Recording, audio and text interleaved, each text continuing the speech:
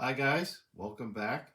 And this is part two of our Klondike single module build. And I gave you just a little hint on the last video of what direction we were going to go with this one. I did say movie themed. I believe if I didn't, I did now. So we are definitely going with another movie, but unlike a couple others that I've done, we are going to keep both feet firmly on terra firma, which means ground. We're not in the ocean this time, it's all on the ground. Now, one thing I did not do is in the last video, I kind of skipped over the legs, okay?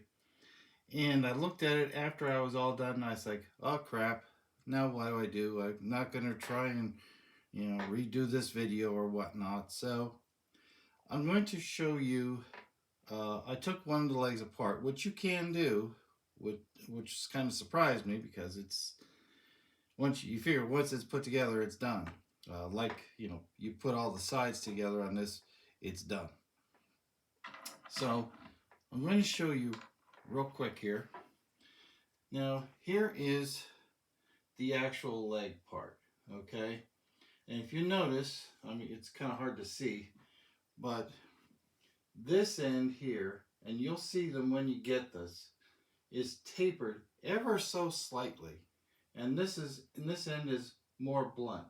So the tapered end is what goes and gets screwed into the actual foot part. So you would do it is just put it on there, and it goes on one way, so, and you just till it's tight.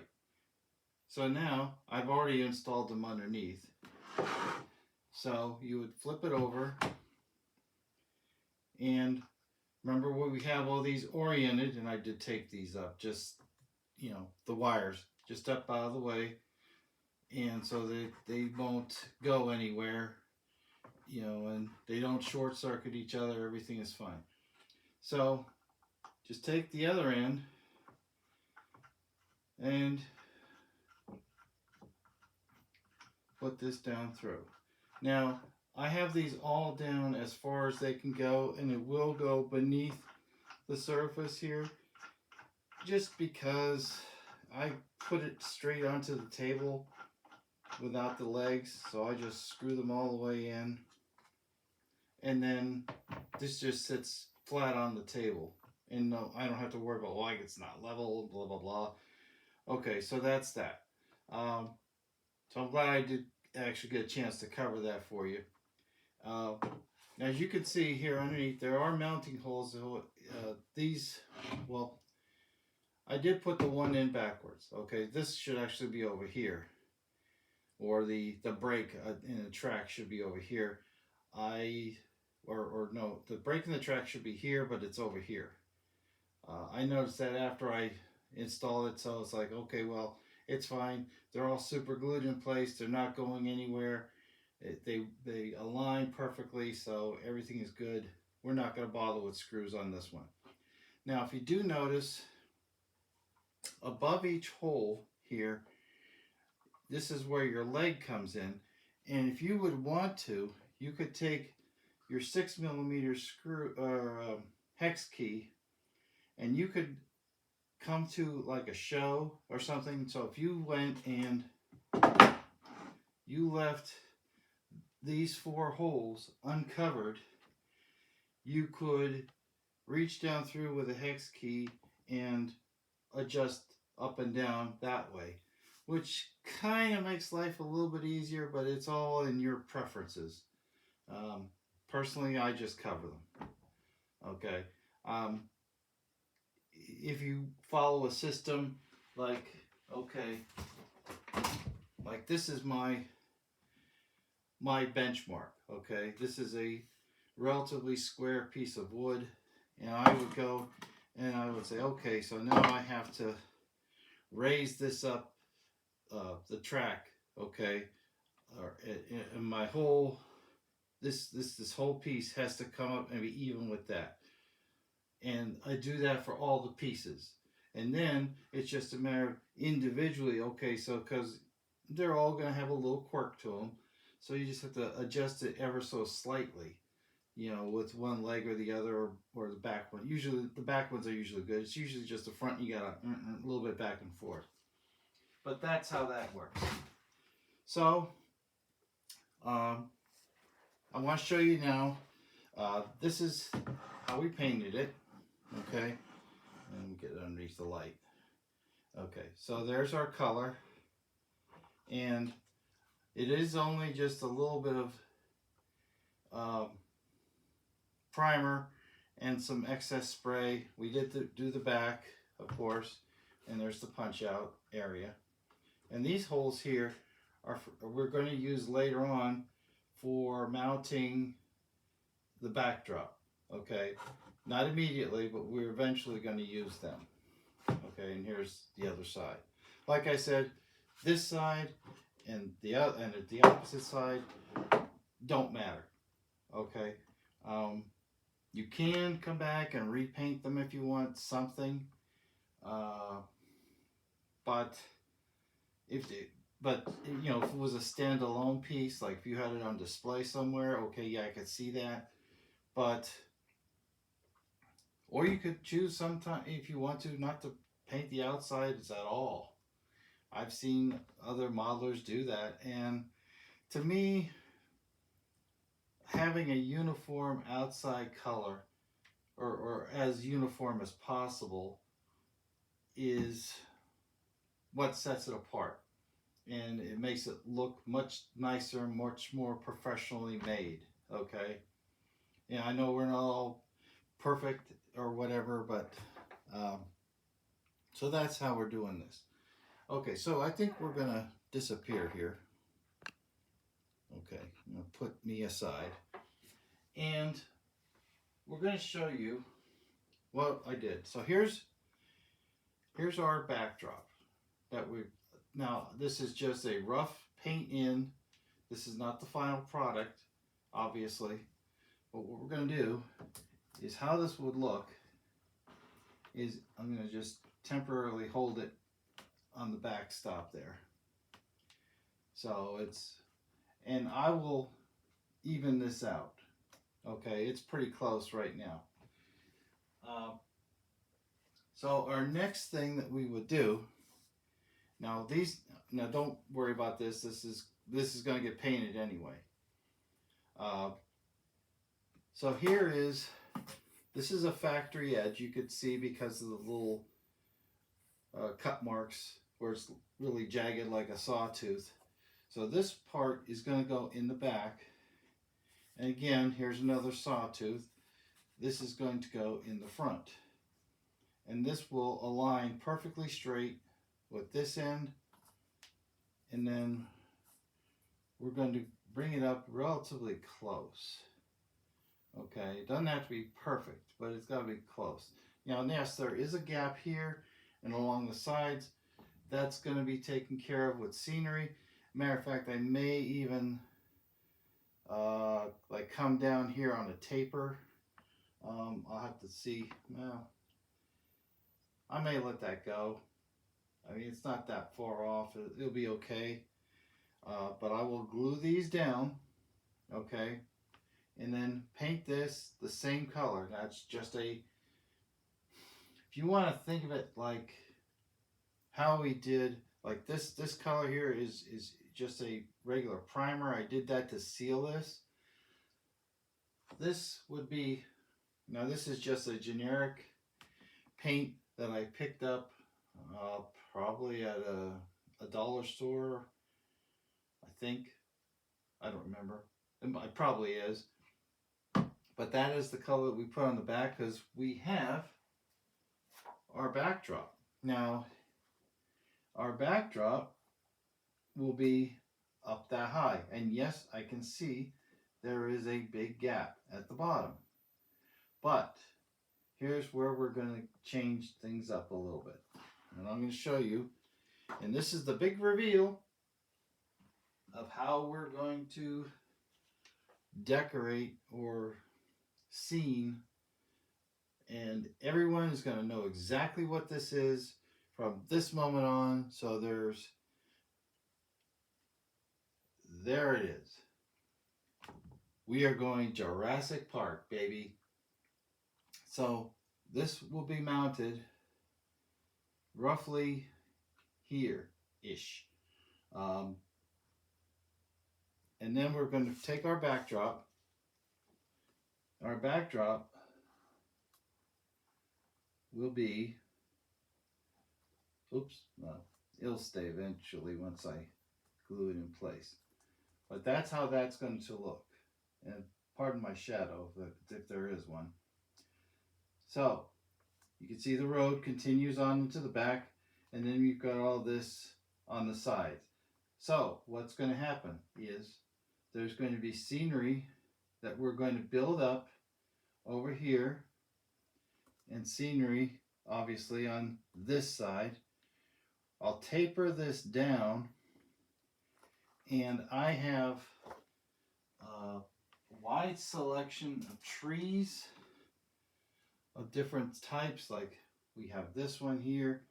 There's going to be some undergrowth that comes up over here and will spill over through these grates, and we're going to come off with the scenery so that you don't see any more of this fencing. Like if I go like here, let's just say for an example, and I really put in a lot of trees and things like that, that's gonna just enhance that area, and you're not gonna see, you know, that the fence doesn't go any further. So there's a lot of planning and things of that nature that we have to do next. And so that's where we're standing and where we're going with this. So my next steps that I will do for the next video is I have this, and that's going to get mounted on here. We're going to take this off and set it aside so it doesn't get damaged. Like I said, we're going to glue these down, come over it with the base coat of this paint, and then like I said, that just, like I said, it will give us something to work with, okay, instead of now I have to worry about it. We'll have this all glued down and painted, so I will come back and get this. Once those two elements are done, I will basically do the same thing. I won't mount this just yet because I obviously want to be able to take it out and not muck it up with I do scenery and things like that. But I just as a reference, I'll put that up there, and then when it's ready, glue this in place, and then we build the scenery off of that. But that's where we're going. And just so you people know, now this model is, well, I can't remember what the name of it is. I will get the name of this model because this came as a kit. Okay, there's a second half to this, so that you actually have a display, and it comes with one of these. I bought an extra one because there was two in the movie, but this actually comes with a Jeep, one of those white and red Jeeps that they had from the first movie. But I bought a second one of these because there were two kits. This is simulating them going into the Jurassic Park. And then I'm going to build this road out, and it's going to come across. Now, I haven't decided about a train crossing here. That's a possibility. Also a possibility, as we did in the the triple canyon module, I was also considering putting block signals here. So that was the reason why I did the power drop. Okay, so I can do either or both of those if I really wanted to. Um, at this point, I haven't decided on anything yet. That's going to be a little bit further down the road. Um, I may do neither, but we'll see. Um, but I think I should do something, but I haven't decided which one just yet. But that's basically how it's going to look. Now, like I said, we're going to build this road out across, so I could probably put these back a lot further, okay? Like just say in this area, for an example. Um, or I may take this road and just go this way. Um, I have no idea yet. It's a possibility that I will, take the road and just taper it so that it comes like alongside the tracks and then curves in, that kind of thing. Um, like I said, there's a lot of different possibilities of how to do this. Um, the easiest way would probably, like I said, would probably do that road because then I don't have to worry about making a crossing, which I'm not afraid of. If you go and you look back at my the quad module, which is the represents the city of Bozeman, Bozeman, Montana. That one has a crossing in it that I built myself. Also, the tornado module that has my own home built crossings in it. Um, so it's a possibility, okay? But we're gonna wait and see and look, and we'll just figure things out as we go, okay? So I think that's where we're gonna wrap this one up today. So now there's the big reveal. We are doing Jurassic Park, and I think this has great possibilities for how it's going to turn out. Um,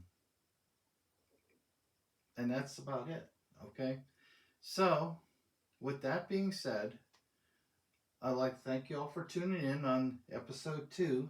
And like I said, in episode 3, we're going to come back. We're going to have more stuff done. And I'll go over in detail what I've done and what direction we're going after that.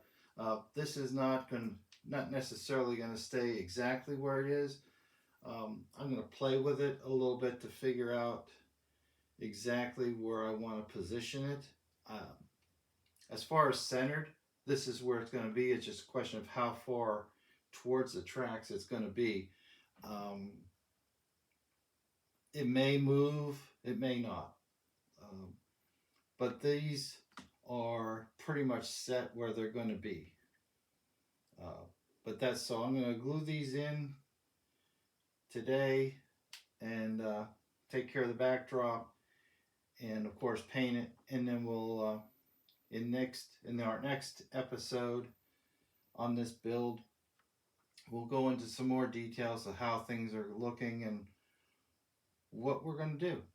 Okay, so I thank you for showing up and for watching my video, and we'll catch you in the next one. So you all have a good day. Thanks.